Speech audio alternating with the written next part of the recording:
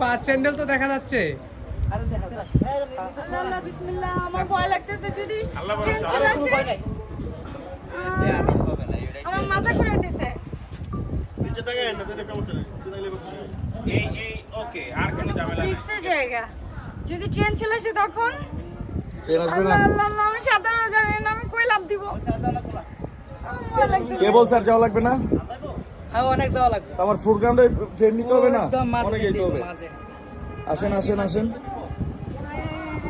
ওই দেখেন আপনার হিরো কিভাবে কাঁপতাছে।